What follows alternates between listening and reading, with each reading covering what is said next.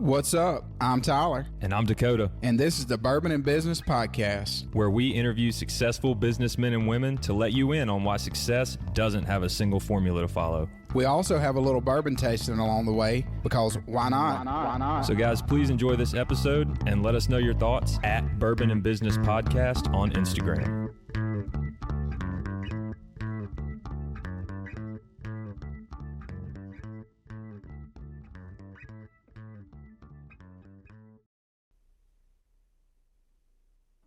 Coming to you from the Bourbon and Business Studio here in the Capitol Club in downtown Jackson. I'm Tyler. And I'm Dakota. And this is the Bourbon and Business Podcast. How you doing this morning, Dakota? I'm incredible, Tyler. How are you? I'm doing great. We have beautiful views here at the Capitol Club. Yep, the premier event space in downtown Jackson. Yep. If you're not a member, you need to go join. And then you want to introduce our guest to us this morning. I do. Today we have special guest Mick Hunt, CEO of Premier Strategy Box and founder of Mick Unplugged. Mick, welcome. Thank you both for having me. Excited to do this with you guys. Man, we're glad you're here this morning. Yep, glad to have you. And then what are we sipping on, Dakota? Man, today we're sipping on Old Scout, a smooth ambler. What you think? So it's smooth. Mm-hmm. Is the name like suggests? It's got a great burn to it. Mm-hmm. And what did you say you paid for this bottle? Like $50. So I'm going to have to give this probably 8.9. 8.9? Okay, So, that's not bad. Really good bourbon, especially for $50. What's your guess on the proof? I'm going to say 100 proof. 99. 99. So close. So close. And if you're looking for a bottle of bourbon, you need to check out Cheers Vineyard in Gluckstadt, Mississippi. Yep. For all your alcohol needs here in Mississippi. Yep. So. Or wants, not necessarily needs. Well, yeah, hopefully it sure won't. So, Mick, we appreciate you coming on today. We like to start this podcast just to give our listeners your background, where you're from, and then how you got to the point of starting. I mean, you got a ton of different businesses, a successful podcast. Give us just your background story. Yeah, so born and raised in Greenville, South Carolina. And I tell everyone this, I'm still a 10-year-old, I'm going to say man, that made a promise to his mom and sister and brother to provide something better for them. And so everything that I've done in life has been to that commitment. And then as you get older, you make a commitment to your wife, your kids, right, to your close circle of friends. And so if you really want to know who I am, it's just that person that keeps their promise, right? And so that's who I am. But starting out, I am a graduate of the University of North Carolina, the greatest university known to God himself. And I got lucky out of college, right? Like I graduated in 2000, and most people that I graduated with were interviewing and trying to find jobs. And so, Tyler, I know you're going to resonate with this. I interviewed for an insurance job and got it. I think, not to bash our industry, but I had a pulse and I could read pretty good. Right. So it was like, you're hired, right? So, hey, we'll give him a shot. That's just right. Tyler got hired. So. No, so started out as a sales manager for a nationwide insurance agent, so an exclusive agent. Really great guy, someone who became like a father figure to me, even to this day. But I realized after 6 or 7 years that I was helping build his dream, right? So, Dakota, or not just nationwide, but insurance is great for doing these phenomenal prizes and events, right? So going to Ireland, going to Banff, going to Rome, going to Paris, going to Atlantis, that's where the principal was going. And I was getting the trips to Atlanta, right? So I wasn't going to Atlantis, I was going to Atlanta. And, yeah, I grew up a couple of hours from Atlanta. I've been there a few times. Mm-hmm. But what I realized was building someone else's dream was great, but I also had a dream of my own. So started an insurance agency from scratch, grew it to over $3.5 million of revenue in 3 years, sold it, headed up a large broker, inherited $50 million, grew it to $70 million of revenue in just 4 years. And at that point, I said, you know what? I want to help my retail insurance agencies understand that growth isn't hard. It's not easy, but growing and scaling is very simplistic in nature. It's just the effort that goes into it. So I started a consulting firm, and that business that I have, that's what we do. We help insurance agencies, companies, and carriers with growth strategies, sales strategies, and more importantly, just thinking like business people and not insurance people. And so that led to a lot of friends in the insurance space had podcasts, and they were like, Mick, you should start a podcast. And I was like, nope, don't even like listening to them. I've been guest on hundreds of podcasts. I don't even listen to the episodes I'm a guest on, right? But one of my mentors, Les Brown, was like, Mick, if you start a podcast, I'll be your first guest. And I was like, well, that kind of changes it a little bit, right? Like to interview Les Brown as your first guest, reached out to three of my other friends. So Kenny Anderson, Robert Irvine, Merrill Hodge, who all were like, Mick, absolutely, we'll be on your podcast. So literally I was going to have a podcast, drop one episode a month because I had 4 people. And I said, I can find the other 8, right, to do a year's worth of podcast. But dropped the Les Brown episode. And as they say, the rest was history. It became something that I started to treat like a business. When I started the podcast, and Tyler, both of you, I told you this offline, I thought only Joe Rogan and Mel Robbins made money in podcasting. Right? Yeah. I thought everybody else was doing it as a hobby, kind of like I was. But then I realized, oh, this is real. Like podcasting is a real business. And so I took my principles of growing and scaling and applied it to the podcast business. And, 1.5 million downloads per month later, here we are. Wow, that's Fantastic. phenomenal story. What would you tell the young person out there, maybe the young Mick that has a dream that says, hey, I want to achieve these lofty goals. I don't really know what it looks like, but what advice would you give them to start that journey? Yeah, that's a great question. It's 2 things. One, I call it your because, right? Like that purpose. So make sure that there's a purpose that's going to hold you accountable, not a person, not an entity, but a purpose. So my purpose has always been keeping a promise, right? So that's what drives me in everything that I do. And the second one is to just put forth effort, right? At the end of the day, yes, your mindset needs to change, but unless you put the effort and actions behind it, it's just a thought. It's just an idea. So you've got to put consistent effort behind everything that you do, knowing that you're going to have bad days or moments of struggle, but it's okay. Keep persevering, keep pushing through, because success is just on the other side. It's just a step away. And for most people, that's when the friction happens. That's usually where everything stops a little bit. That's where the excuses come in, right? That's where the let me go back to comfort comes in.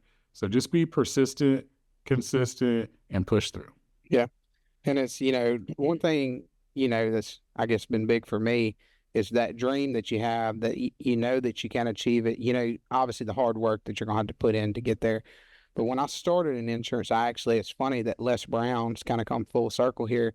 I heard Les Brown's speech, and Les was talking about how a teacher had asked him to write on the board at school. And, Les came back and said, well, I can't do that because they've got me in the special needs class. And the teacher stopped Les and said, don't you ever say that about yourself. Don't let someone else's opinion of you tell you what you can do or be your opinion of you. Yep. And I remember hearing that because at the time in my career, I'd had a lot of people tell me, hey, this is not a good idea. You're taking a risk to go into insurance, don't know if you can do it. And I remember listening to that episode of his speech and thinking, I can do this. And I think for all the listeners out there, you have to have that belief in yourself. If you have that belief and you're willing to work, you can be successful. And you have to tell Les that you met somebody that he changed his life by one of his speeches. So. Hey, not only will I tell him, but I'll make sure I set it up so you can tell him personally. How about that? Well, I would appreciate that. That's a good time, man. I love that too, and I love that story. And I think we, as people who recognize that and who understand it and who have experienced it to a degree, can really pour back into the younger generations in this country, the people who are just starting out in industries. And even, I have 2 kids, and Tyler, I know you have 2 kids, and I know that you're going to tell them that too. When we hear them say things like, I can't, I'll ask a question back, like, you can't or you won't, because there's a big difference there. And I don't want my son to get it stuck in his head like, I can't do this. Well, it's not that you can't, you just don't want to, right? So let's separate those two first, because it starts at that age, that mindset of I can't do it, I can't do it, I can't do it. And then you get stuck in this fear pattern, this fear cycle, versus the belief mindset or the growth mindset of what Mick has done so well and instilled in all of your businesses of, it's not that I can't, maybe I just don't want to do that. But if you do want to, then let's do it. And let's go for it. Great I word. totally agree. Well, Mick, one thing I want to touch on is one big thing we talk about here is, being successful in business has a lot to do with your network and your networking skills. And I know no better person to talk to here. Your network, I mean, you've got people, Les Brown, Damon John, Brad Lee, I think David Pollock. I mean, I could go on and on, but tell our listeners a little bit, like, how do you network, and how do you meet these people and then create these long lasting relationships with them where they're willing to come on a podcast with you? Yeah, I think the latter part is important, right? That you're building long lasting relationships. And for me, I'm a relationship person. You hit on who some of my mentors, close friends, and buddies are, right?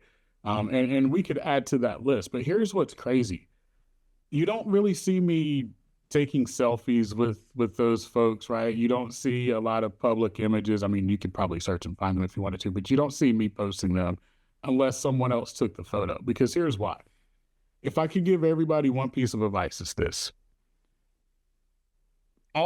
Whoever your hero is, or that person that you think, man, if I could just have a conversation with that person, they're usually at some event, probably 3, 4, 5 a year. Go to an event, right? Pay for the VIP package or whatever it is. And instead of going to take a picture so that you can prove to your friends that you were with Gary Vee or Bradley or Damon John or whoever, ask them a question. Every single one of the people that I'm connected with, it all started either at an intro meeting or an event, right? So all of us can do the same thing. But instead of wanting to take a picture, I wanted to ask a question, because they take millions of pictures and don't remember a face. If you can ask an important question, that is what they stick with. So if you ask Damon John, like, what was the thing that made him want to connect with me and want to mentor me, he's going to tell you, he asked me a question nobody asked before, right? You ask a Brad Lee, like, why are we buddies? It's because when we have conversations, we're not taking pictures trying to say we're hanging out with each other. We're literally talking about business, right? Like Les Brown, my mentor, who I'm literally talking to 4 times a day, see once a week. We don't take pictures, we have conversations, right? So when you talk about networking isn't telling the world you were there. Networking isn't posting pictures with whoever the celebrity or A-lister, B-lister, whoever is. Networking is about creating the relationships, because those relationships create values. Those relationships open doors. Those relationships create opportunities that you probably aren't going to get. Well, I shouldn't say you're not going to get, but that can happen faster. Right? Meeting Damon John, I met Brad Lee because Damon said, hey, the courses you're building, I got a guy who can build those and you should have a conversation with. And he's like, do you know Brad Lee? And I'm like, well, yeah, everybody knows Brad Lee. He's like, no, do you have his number? I'm like, no. Boom, boom, boom, boom, boom. Here it is, right? Talk to Brad Lee. He introduces me to 2 other people because there's things that I'm doing that he's like, oh, this is a person you should talk to, right? Same thing with Les. Les is like, oh, you want to call with AT&T? Boom, here. Let me make that introduction. What my best friend in the world, Robert Irvine, right? Same thing. Like, Robert introduces me to any and everyone because we're friends, right? Not because, oh, he was at an event or he paid for X. It's the questions that you're asking and the opportunities that exist. Yeah. And I think that's so key, is that, what your intentions are. Like you said, if you're somebody that's genuine and you just want a genuine relationship with somebody, people pick up on that. But on the flip side of that, if you're somebody that's just wanting to take, if you're like, hey, I'm just want to get something out of this interaction, a selfie or whatever, treat these people, you don't go, if we were sitting at a table, how weird would we feel if the people next to us were snapping pictures on their phone? Right. And, that it's a weird experience. Yeah. I've had that. No, I'm just kidding. But it's obvious things that you would think, hey, I would never do that in an actual setting, that we actually do when we encounter people that we could connect with. And I think that's a wise thing, especially for, I would say our generation's probably not as quick to pull a phone out just because we didn't have them, when we were younger. But now the younger generation, they've grown up. That's all. I mean, we saw someone get off the flight that flipped upside down and they were videoing it right off the plane. It's like, who would think to get their phone out? So, but yeah, great word there. there has to be purpose behind it. That's what I'm gathering from what you're dishing out here, Mick, is that the intent has to be a pure purpose of what you want in a relationship with that person. And it can't just be, I want to be rich, I want to be famous, I want money. That's not going to work. You're not going to get there. They're going to see right through that. These people get these kinds of requests and questions and stuff all day long, every day. A billion different people. You've got to be different, and you've got to be pure in your intentions, because it's not going to last otherwise. It's the same thing in business. If you go at a business just to get rich and famous, it's not going to work. No, for sure. And going back to relationship, right? It takes two parties to have a relationship. Right? I don't mean the parties that Dakota used to go to, at Mississippi State. I don't mean those colleges, those parties, right? But it takes two entities, two people to have a relationship. And so in order to do that, that other person has to feel trust as well. And so again, that's got to be key. So whoever the people, the entities are that you feel like line up with the values that you have, or the places that you want to be, or the opportunities, it has to be genuine, like you just said. But think of it as a relationship. Like, they have to be a part of it as well too. Yeah, so true. Well, tell us, Mick, we always like to touch on, especially someone with you that has been successful as you've been and gotten to where you are in business. What's been some of the biggest struggles you've had along the way? The biggest struggles, man, is leadership, right? And I don't care who we are, truly leading other people is hard, right? Because everyone, and I've started moving away from this word, everyone's motivated differently, right? So as a leader, you've got to make sure you're inspiring people. Because if motivation is to make $100,000, well, if someone else offers 125, motivation's gone. Right? Out the door. Right. So what's the inspiration? And so I would say the struggle that I had early on was understanding how to lead people. Right. I feel like I was born with some natural leadership skills and tendencies that you continue to evolve, right? Like, I'm never going to say people are naturally born as leaders, but they have the skills and tendencies there, right? That you can develop. So understanding that everybody doesn't have that grind was hard for me, right? Everybody doesn't have that vision was really hard for me.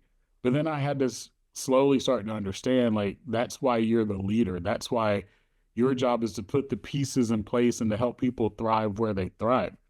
And so the biggest struggle that I had was just that. And then I learned how to adapt it, and what to look for, and how to cover blind spots, and how not to focus on weaknesses of people. Right. I heard one of your episodes where you're talking about SWOT analysis and why do we do it, right? Because we got to have it in the curriculum, right? Mm-hmm. Well, when we focus on weaknesses, what we're really doing is missing the strengths that people have. And so I'm a person that I don't really develop weaknesses. I put you in position so that your strengths can be magnified and that your strengths get stronger, right? Everyone has weaknesses. Like, all of the three of us have weaknesses, right? I don't spend time trying to. Oh. This is why you don't have a co-host, Mick. I get it. I get it. Absolutely. But no. So for me, it was stop trying to develop weaknesses, focus on the strengths, and put people in the positions that they truly excel in, regardless of what their titles are. And so that really helped me to overcome that early struggle of leading people. And now I feel like that definitely is my strongest suit, is how to lead people and lead them the right way. Yeah. Strong word there. Yeah, you had to do that internal analysis, though, right? Mm-hmm. You had to have a come to myself moment, is what I'm going to call it, and you kind of you analyze it, you reflect on the past week, the past month, the past year, the past 10 years, the past 20 years, my entire life. What is a common theme, a common thread that I keep pulling at, and no matter how hard I pull, it just doesn't go anywhere. I don't go anywhere. The thread doesn't go anywhere. Yeah. How's this? And how does it relate into what I want and the goals for my life, right? And if you can piece those two things together, like you just said, then you will set yourself free to actually be your own self, your own person, and not live for others, but live for what's important to you. Wholeheartedly, totally agree, man. And again, for a lot of us, we struggle with that early on, especially when you get into a position of leadership. and you've never really had or seen a good leader before. Oh yeah. It's like, what do I do? Right? What do I do? Okay, well, am I going to be a military type leader? Right? Am I going to be a presidential type leader? Because those are the things that we can easily think of in our head, right? Like when you've never had truly a good leader in front of you usually go to extremes. And so just understanding that it starts with you and be yourself, but continue to evolve as yourself. Well, what would you tell the leader out there? Because obviously everybody sees Mick, the product that it is now. So they turn on Mick Unplugged and they check an episode out and they say, man, Mick's killing it. Or they see Strategy Box and they say, man, Mick's killing it. Mick sold his agency. But obviously Mick's got a lot of things going on behind the scenes like you would that people do not see. How are you able to delegate tasks as the leader and make sure things are getting done and still function at a high level that you need to be at? So if you're familiar with the Eisenhower matrix, and it's something that I live by, right? So there's 4 quadrants of whether they're tasks or projects or things that you have to do throughout the day, month, week, whatever, right? Quadrant 1 is it's urgent and important. Quadrant 2 is it's important, but not urgent. Quadrant 3 is it's not important, but it is urgent. And then quadrant 4 is it's not urgent, not important. I personally only work on things that are in quadrant 2. They're important, but they're not urgent. Everything else can get delegated and should get delegated, right? I want to work on things that are important and move the needle, but don't have to be done in 5 minutes, right? Because now my visionary brain, my leadership brain can make sure everything's connected the way that it's supposed to be. So things that are important and urgent, I make sure that they get sent to the important and urgent team, right? Whoever that is, that's supposed to handle whatever that said thing is. Things that are important or that they're urgent but not important, they go to another team, right? And then things that are not important and not urgent never see the light of day, but we get those all the time, right? And so my job as a leader is to, one, make sure I'm focused on things that are important but not urgent, right? And then everything else I don't let come in and mix into me, right? So I don't make other people's priorities my priorities, right? It is not my fault that someone waited last minute or needs something right now. It's not my fault, right? Go to your doctor right now. They're going to tell you, well, that's why emergency rooms exist, right? Go to the emergency room. That's not us. Call your dentist right now. Call your attorney right now. You usually don't get instant gratification. And so for the leaders out there, treat yourself the same way, right? And you'll have so much more clarity when you're not doing things that aren't relevant to you and that aren't other people's or other entities' priorities. Well, such a wise word. And I mean, it is a tough struggle, in today's world. I'll tell our listeners, because everything is so instant. Dude. You turn your phone on, you get your emails, you get your texts, you get your calls. If you don't have a system in place like you're talking about here, I mean, you are going to be doing tasks all day, just things that are not going to move the needle. So it's such an important thing, especially for our listeners that are getting into business or starting a business. Make sure you're using your time wisely, because it can be used on, like you said, non-urgent things. Yeah. And it's a discipline. It's a process that you have to go through and you have to develop, right? It's not just going to come to you one day and be like, you're not just going to wake up at 8 a.m. all of a sudden and be like, you know what? I'm going to be disciplined today. Today's the day. It's in, you've got to develop, like you said, Tyler, your own system, what works for you. And just because you read a self-help book by a super famous person, it's not going to mean that exact same situation or that exact same system is going to work for you. It just doesn't work like that. Amen to that. Word. Well, I think it's a good time for a bourbon break. Oh yeah, man. Dakota, Oh yeah. You want to give us your thoughts? Smooth Ambler, Old Scout. I thought it was really good. It is very smooth, especially for 100 proof, but it's right in my sweet spot. Strong flavor there, and I thought there were some really good notes of that woody flavor in there, maybe a little oaky. I'm gonna go 9.3. 9.3. Yeah. So strong. High rate. Wow. Yep, I like it a lot. Really good. Wow. Well, your third co-host over here is also tasting. Right? What you got there, Mick? Shout out to Uncle Nearest. Okay. So this is an Uncle Nearest single barrel, 115 proof. And so I'm going to let you all just a tasting. So, nobody call me later. So, Right. It's on.